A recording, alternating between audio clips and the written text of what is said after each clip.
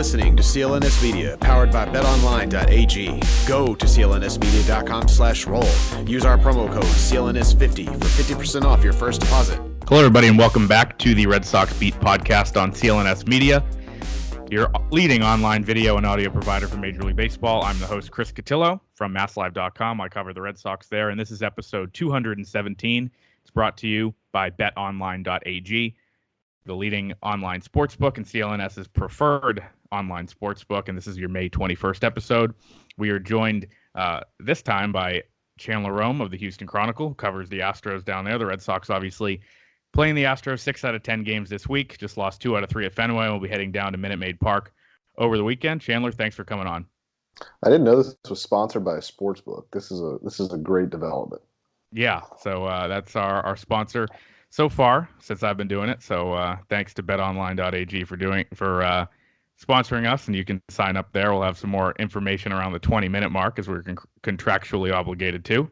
But yeah, I mean, obviously, Red Sox Astros this week has been kind of a weird scheduling quirk, and I just wanted to get your thoughts to start on the series that was. Red Sox, lost the first 2 to Houston, close game where Rick Porcello gets pulled or left in a little too long. Alex Cora takes the blame for it. Rick Porcello tried to take the blame. The Astros win, and they come out with 5 runs before, basically the second out of the first inning on Saturday, win that one, and the Red Sox battled back yesterday with a comeback win. Kind of your overall takeaways from the series at Fenway Park that we both saw. Well, I thought it was kind of ironic that on Sunday, A.J. Hinch actually kind of did what Alex Cora did on Friday. A.J. Hinch kind of bemoaned leaving Framber Valdez and a left-hander to face Xander Bogaerts, who ended up hitting the go-ahead RBI double in that game. Mm-hmm. So you had 2 managers that were managing this series in May that maybe didn't have the implications. I mean, it's a series in May. I mean, obviously, we're 45 games into the season. Nothing truly matters yet. But these 2 managers certainly self-criticize themselves. It's not something we hear from A.J. Hinch very often. Not that he's infallible, and not that he doesn't take blame when it's needed, but very rarely does he say that in the media. Very rarely does he go on the record with that stuff. So it was very interesting to hear A.J. Hinch say that. But I think for the entire series, there were 2 really well-played games and 1 game that kind of got away from Boston early. Right. I thought Rick Porcello looked really, really good, and I think it's important to note what the Astros came in, what their offense was doing coming into Fenway Park.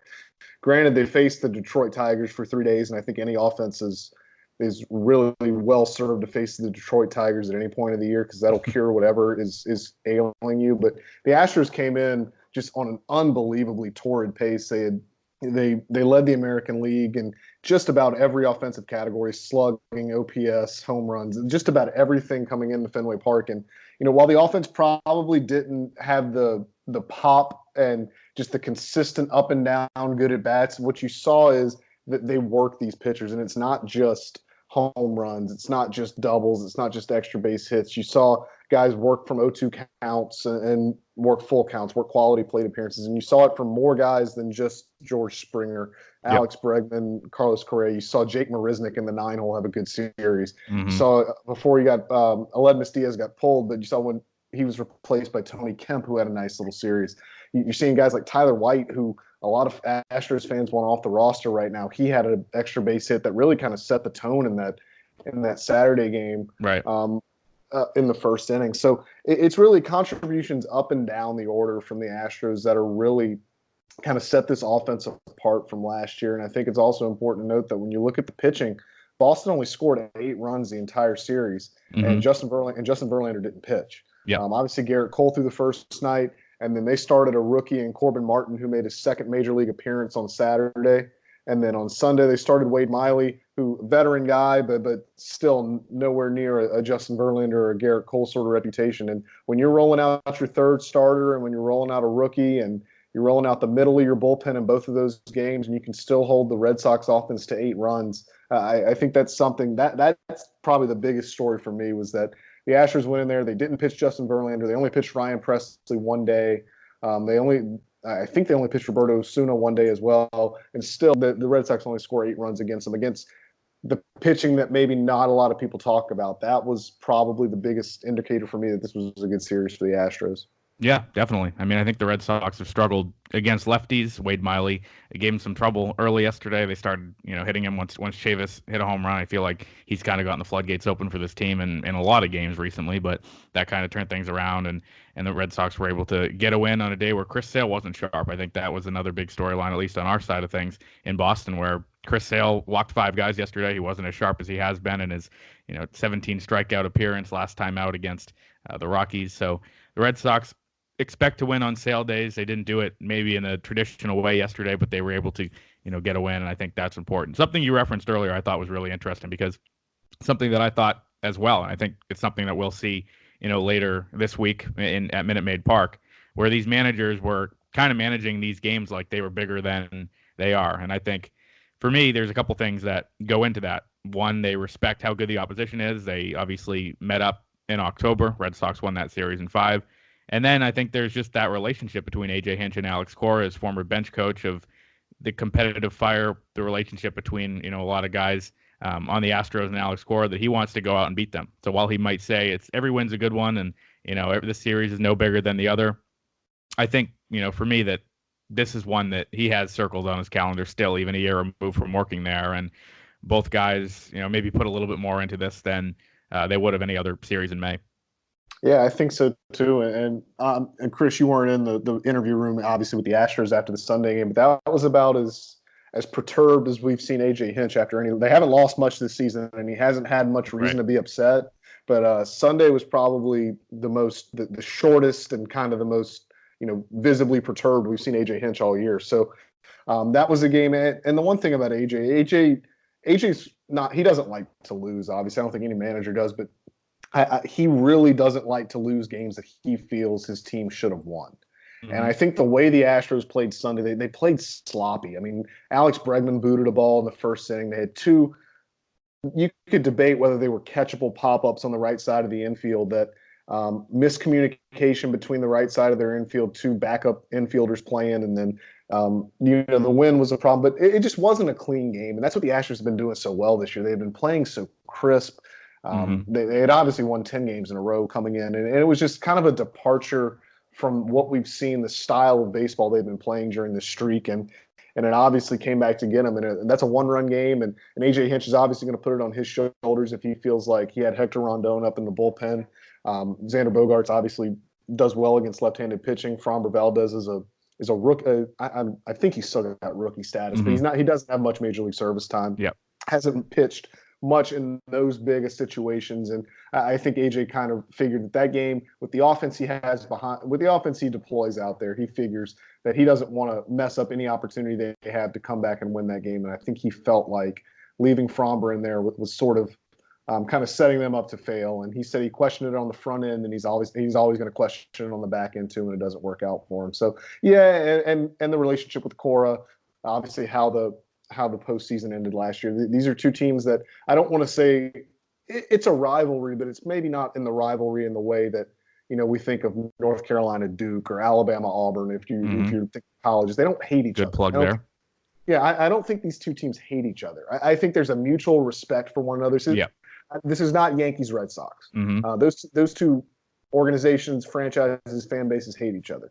I don't think that's the case here. I think both teams want to beat the other one, but I think there's a ton of mutual respect and a ton of mutual friendships on both sides. And I think when you're with friends or when you're with people you like, you want to beat them. You want to do that sort of thing, and you want to keep these win streaks going. But I think when you look at this rivalry, it's certainly developing and it's certainly budding in the last couple of years. But I don't think it's got bad blood in it at all. No, I don't think so. I think the closest kind of was that playful Bregman Instagram story where they all hit home runs off Evaldi, and that kind of became a big thing right before Evaldi started and dominated in the ALCS. So, but other than that, I think that was more playful than anything. The Red Sox obviously went down and won 3 games in Houston. I think, on the Red Sox side, that was, I think I've heard a lot of people say this, but the longest 5-game series of all time. It felt like 7, and just kind of, even though they won all 3 games in Houston, it felt like that series was a lot longer than it was.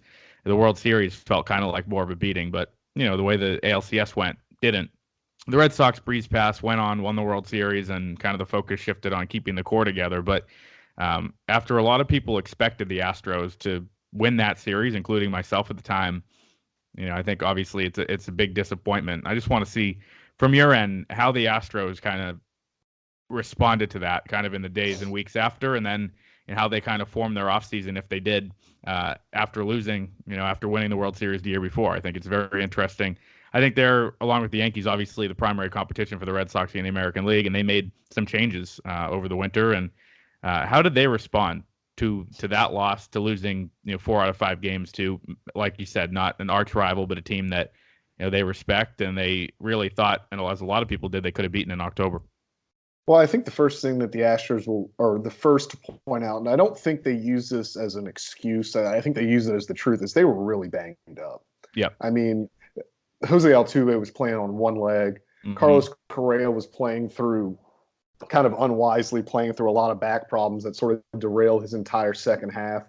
George Springer, though he won't admit it, he had a thumb sprain in August that he never really recovered from. And if you look at the numbers, before that thumb sprain happened and then after the power had gone away, he was not as he didn't have his pop at the plate after that. So those are 3 cornerstones of your lineup that just that were playing injured. And then Alex Bregman did not have a good series. He was carrying that lineup when it was healthy all year. Even when it was healthy, Bregman was the guy carrying that lineup. And then you'll remember, obviously, Charlie Morton goes out there and he hadn't pitched in a month and a half. Yep. By the time the ALCS rolls around, he barely gave him I think he gave him 3 or 4 innings in his start, and they weren't healthy. And I think that's what they always want to remind everyone of. Not that they're using it as an excuse. I think they were very deferential toward the Red Sox. I think they were very, very complimentary. And I think A.J. Hinch in the post-game press conference right after Game 5, gave them all due credit. And I mean, it was a beating no matter how hurt they were, the Red Sox couldn't just roll the ball out there and expect to win. They still had to do it. Andrew Benintendi had to make a great catch in Game 4. They had to beat Justin Verlander in Game 5, and they did it. And that is commendable to them. But I think as far as the offseason goes, they wanted to make sure they got these guys healthy. Yep. And it's kind of ironic. The Red Sox are going to roll into Minute Maid Park this weekend, and the Astros are not very healthy. George Springer left the game on Sunday with lower back stiffness. They don't think he's going to have to go on the disabled list, but we heard this with Carlos Correa for 3 weeks last year, that he kept battling back stiffness and they never wanted to put him on the DL, and he kept trying to play through it and it didn't go well. Jose Altuve is on the injured list right now with a hamstring strain. Aledmys Diaz, his backup, is not on the injured list. He's got a strained hamstring. He's not playing tonight against the White Sox. So it's kind of ironic that the Red Sox are going to roll into Minute Maid Park while the Astros are, again, very injured. But as far as the offseason goes, they got these guys healthy. Jose Altuve had surgery right after Game 5 of the ALCS, I think the day after he was on the operating table having surgery. Carlos Correa didn't have to have back surgery, but he did have surgery to correct a deviated septum, which if you've looked at guys in the past, Jed Lowry, I know, had this. A couple of other guys have had deviated septum surgeries, and they say that works wonders to kind of it may not help with the on-field baseball stuff, but when you've got a septum problem like that, you can't really sleep much. You're snoring a lot. You're waking up in the middle of the night. I think Mike Napoli might have been another one of those guys. Right. So you don't get the rest that you really need. And Carlos Correa, though he's done a lot of different things with his back, he's now got like a 45-minute post-game routine he does after every game with his back to make sure nothing goes awry. But I think he's talked about that deviated septum surgery playing more into his offseason and how he thought that could make him better, maybe even than the back did. George Springer, the thumb got better. But then you look at some of the stuff they did in the offseason. They went out and kind of got one of their reclamation projects at starting pitcher in Wade Miley. He doesn't need to be made over maybe as much as Charlie Morton did, or if you go back, even Colin McHugh. They don't really need to make him over. He's still throwing a ton of cutters. He's still getting a lot of soft contact on the ground. Dare I say he's kind of their Dallas Keuchel fill-in. They made Dallas Keuchel a qualifying offer. Keuchel didn't accept it, which now in hindsight looks kind of not wise. But they went out and got Wade Miley, who maybe doesn't pitch exactly like Keuchel, but he's left-hander. He's crafty, down in the zone. He's not going to strike a lot of people out, but he's going to get soft contact, and he's going to he's going to eat innings for you. And that's what he's done. He's been this team's most consistent starting pitcher, not named Justin Verlander or Garrett Cole. They went out, and I think obviously the signing at the time wasn't really talked about much, but what has really shown through is Michael Brantley and just how he's been able to lengthen that lineup. I mentioned a little bit earlier that the difference between this offense and last year's offense is that after last year's offense, especially in the second half when they were hurt, once you got past the fourth or fifth hitter, 6 through 9 in the order were I don't want to say easy outs because they're all major league. This is major league talent, but they did not present the challenge that this lineup does. I mean, there's some nights where Josh Reddick hits 7th in this lineup, and Josh Reddick's leading the American League with a .333 batting average. I think his turnaround has been something that's keyed this as well. They're getting production from every part of their order. They signed Robinson Chirinos, who at the time, again, at the time of that signing, a lot of the beat writers sort of raised their eyebrows because for a team that values defense at the catching position, Robinson Chirinos was one of statistically the worst defensive catchers in baseball last year. They got him because of his bat, and he's come in and he's got a high 800s OPS right now, and he's pulling the ball at Minute Maid Park. He plays well at the Crawford boxes, obviously, with that pull side swing. He's spraying the ball around a little bit, and he's improved his defense. He's already caught 4 base stealers this year after catching 6, a grand total of 6 all last year. So he's providing pop at the bottom of that order. But the reason that they can hit those guys at the bottom of the order is because they stuck Michael Brantley in the cleanup spot. And he has been everything that the Astros have envisioned and more. He's not striking out. He's even got a little bit more pop maybe than I thought he would have, and maybe that the Astros even thought he'd have too. He's already got 10 home runs. He's got a 950 OPS. He's living up to every sort of expectation the Astros had for him. And one thing that they're able to do is they're able to spread the DH around with him. Michael Brantley's got a long history of injuries, and that's probably why he didn't have more success in Cleveland, was because he was hurt a lot. And so what A.J. Hinch is doing is he's able to spread the DH around, and Brantley's already DH 7 times this year.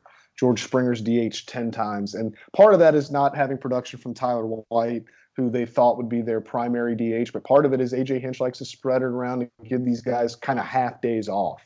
You know, Michael Brantley doesn't have to play the field for a game. He can get off his feet and just have 4 at-bats, 4 good plate appearances. Same thing with George Springer, who is kind of renowned for being this in a non-contact sport. George Springer provides all the contact you need. He's running into walls, he's diving, he's doing so they really need to manage him wisely, and I think A.J. Hinch doing that, spreading around the DH, has really helped. But I think that in their offseason was the biggest goal, was to lengthen this lineup and to get something from the bottom of the order, because when you looked at their 7, 8, 9 last year, their 6, 7, 8, 9 some days, they weren't getting much of anything. And then when you got to the playoffs, those guys weren't producing. You had kind of the cornerstones of your lineup were hurt, and it really all contributed to an ALCS loss.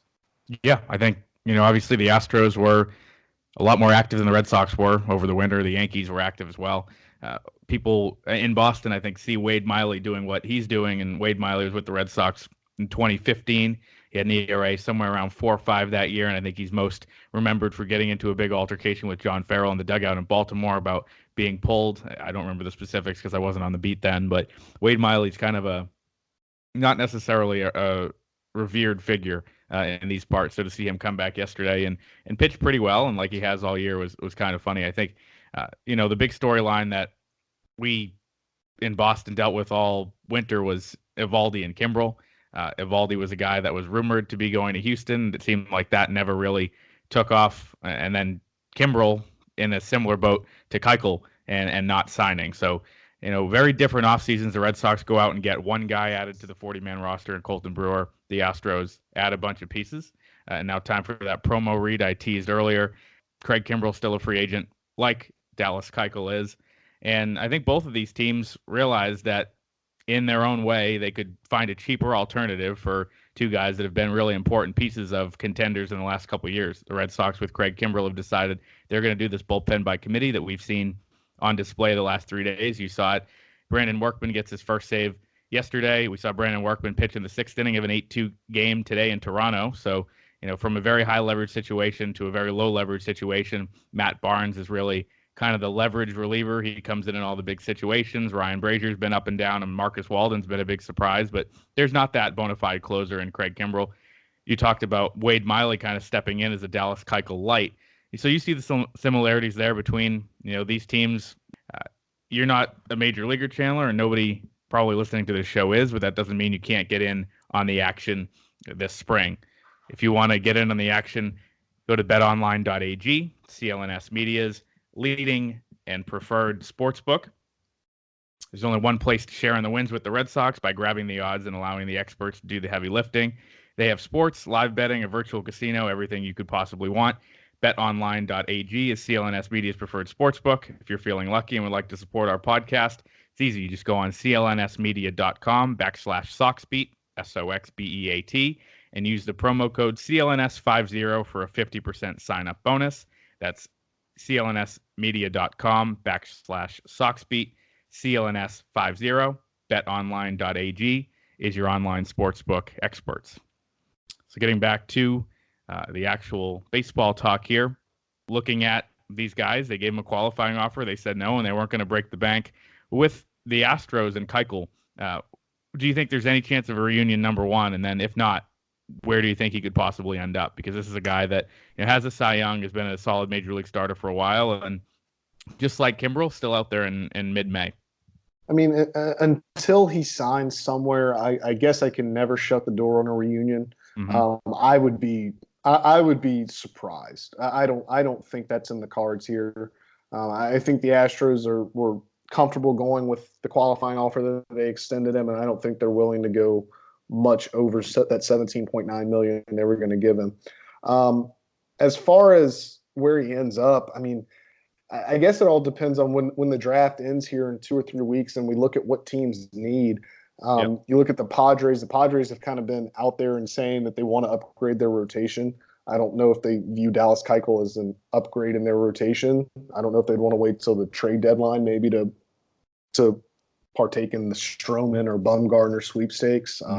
I've thought from the beginning that maybe Atlanta made sense for Keuchel. A team that's going to have to be chasing the Phillies and maybe wants to secure a wild card, maybe even win that division, maybe pair him with a guy like Kevin Gausman and reunite him with Mike Foltynewicz, who was an Astros farmhand with Dallas Keuchel. They're close friends. Atlanta makes a ton of sense for Kimbrell too, and they still haven't seemed to really jump in. So not necessarily the aggressiveness I would have expected from them, but on both guys.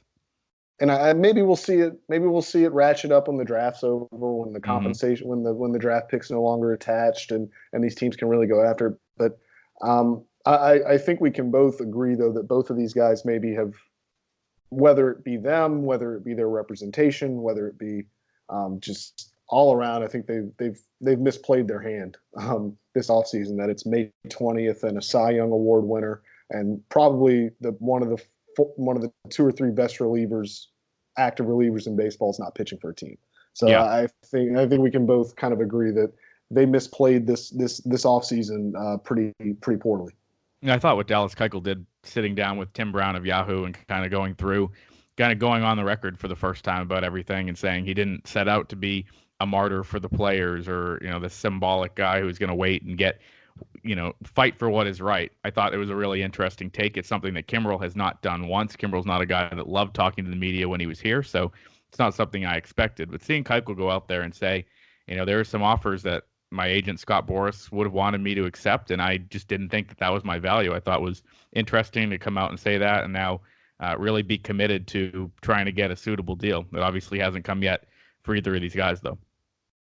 Yeah, and Keuchel's not a guy that – he's probably the antithesis of Kimbrell as far as dealing with the media. He was always pretty open, always pretty honest. I think a lot of Astros fans forget that he put the front office on blast in 2017 when they did nothing at the non-waiver trade. Well, they didn't do nothing. They acquired Francisco Liriano, but after that they did next to nothing at the 2017 deadline, and he unprompted kind of unleashed a pretty pointed attack on the front office and owner, and a month and a half later they had Justin Verlander. Right. So I'm not saying that Dallas Keuchel going on the record and blowing up the front office was the impetus that the Astros needed to go acquire Justin Verlander, but it's those two things, they correlate. And Right. I think a lot of Astros fans forget that. I think Dallas Keuchel as a whole, as an Astro, was really underappreciated. There were a lot of fans at many junctures of last season and the season before that wanted Keuchel gone. And I could never figure out why, because he's not going to strike people out, obviously, and he's going to give up some hits and he's going to give up some home runs. And he's not the kind of prototypical pitcher that we're used to seeing, especially now with Cole and Verlander fronting this rotation. But Yep.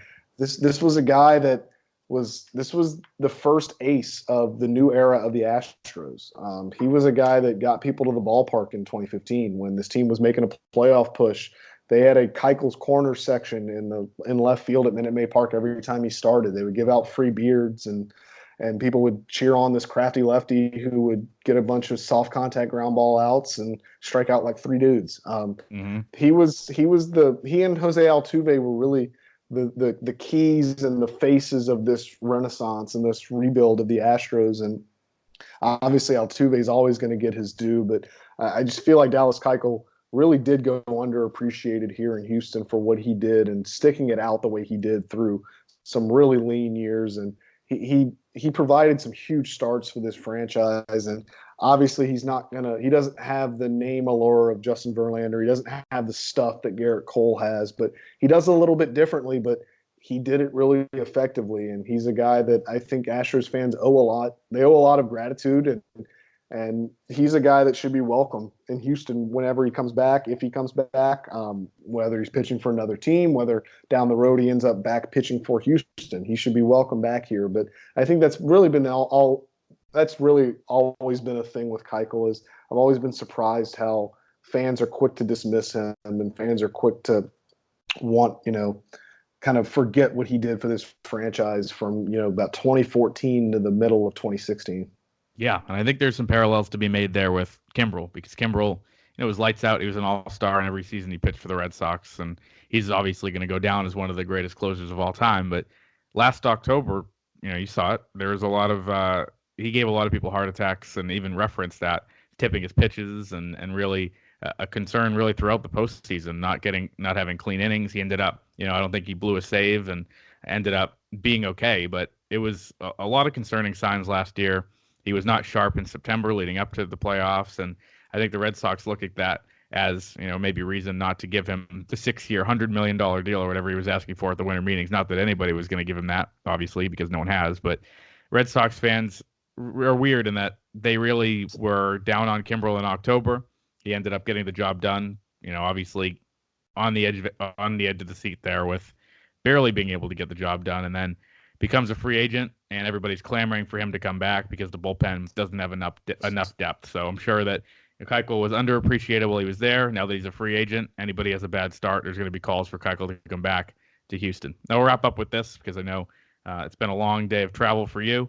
Just wanted to get your impressions. We talked a lot about the Astros, the series that was, and obviously we're going to be matching up here in a couple more days. But what were your impressions of 3 days of seeing the reigning world champion Boston Red Sox in person? I was obviously impressed with Porcello. Yep. I think Sale, what Sale did without his best stuff, I don't think he'd ever walked 5 guys as a Red Sox, period. Mm-hmm. So that's probably some of the worst command he's had as a member of the Red Sox. You didn't watch him in April. That was better compared to April.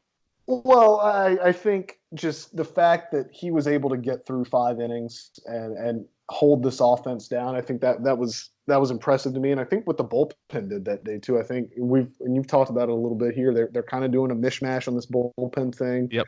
It's a bullpen by committee, and they came in relief of Sale and really did yeoman's work on Sunday. I think Saturday was kind of an indictment on maybe when that doesn't go to plan.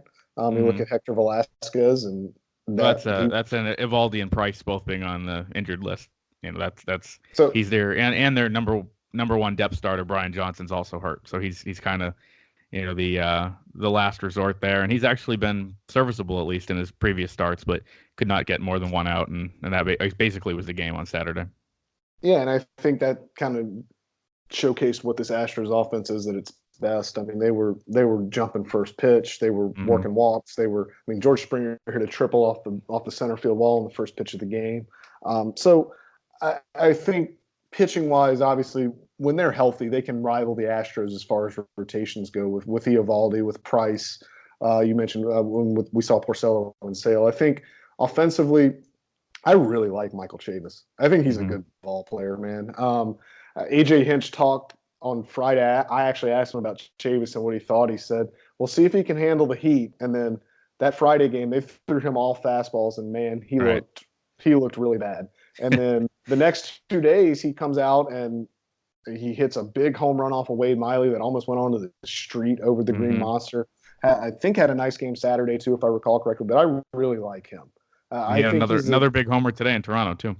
I think he's maybe a spark that, and I mean, just from watching from afar, it looked like that team in April needed some sort of life, needed some sort of energy and a spark. And when a rookie comes up and can do that and is just playing the game, free and loose and playing like a little kid, that can help. And I really like Chavis. I don't know if they're going to keep leading him off. I don't think he led off today, but leading him off was a bold move by Alex Cora on Sunday, and trusting a rookie to lead off in a game where you're trying not to get swept. And he delivered.